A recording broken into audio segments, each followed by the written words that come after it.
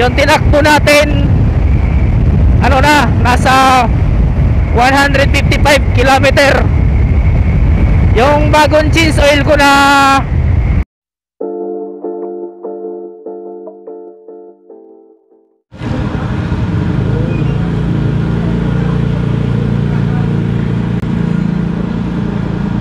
okay guys, dito pala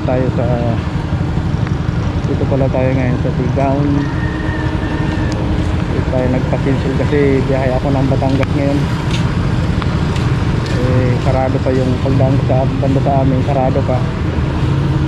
Kaya dito muna, dito na lang. Road lane. Ayan na.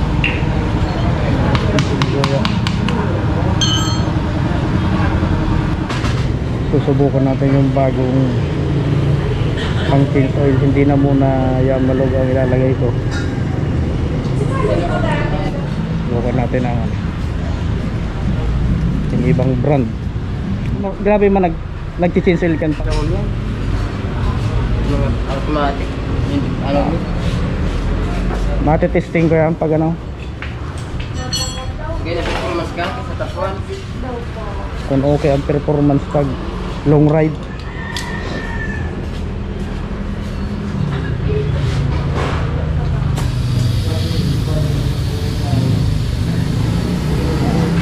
Kailangan palamigin muna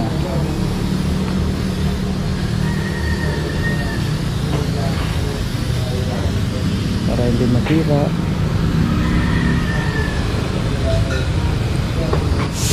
Abangan nyo guys ang bagong pang-simple nilalagay ko sa ano, sa inyo. Matitesting natin yan sa long ride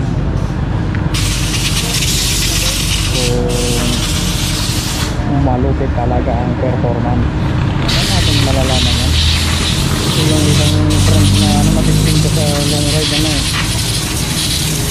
pag umiinit ng akin nahirap na. Subukan ko itong isa yung ano talaga. PowerTech Pertua.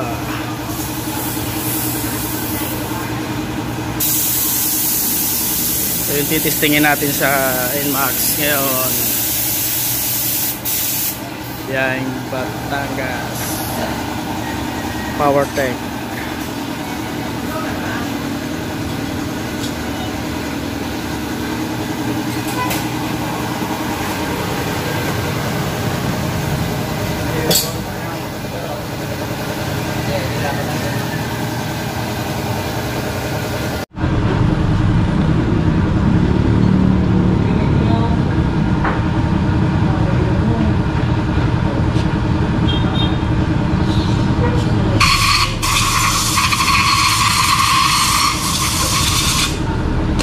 Power.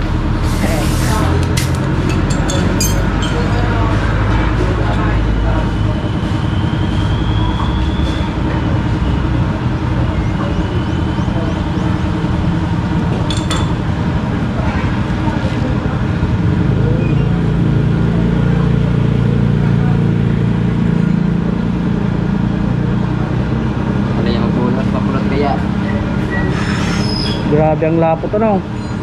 Malas yan sa makina. Synthetic. Pero itong Yamalog mukhang gayo arong kayo na no.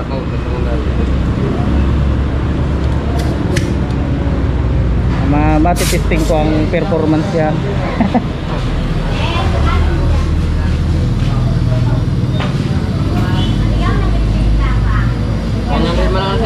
Ha? 900. Oo, 900. Ang log ko ni. Oo. Dala kitang tikit. PowerTech Pertua. Synthetic performance. Okay.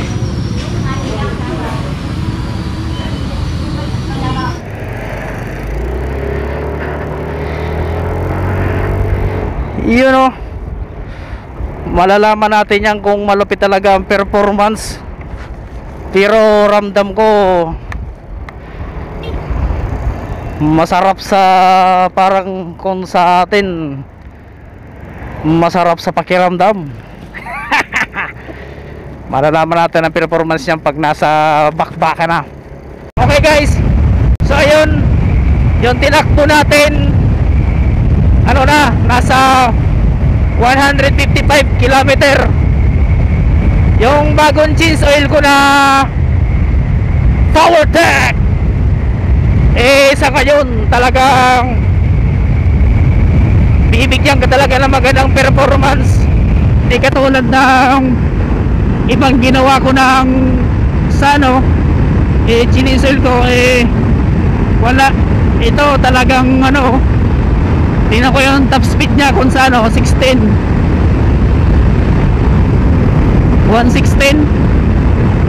pero 710.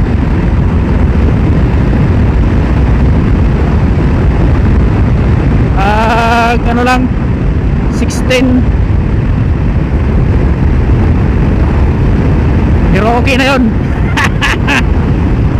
Hindi pa naman kasi ganong ano konting silinyador lang, taas agad ang ano ang speedometer. Kaya the best yung pang change oil na ginamit ko, yung oil na ginamit. Hindi katulad sa iba na nasubukan ko, wala, maganit agad sa ano, uminit lang ang makina, maganit na yung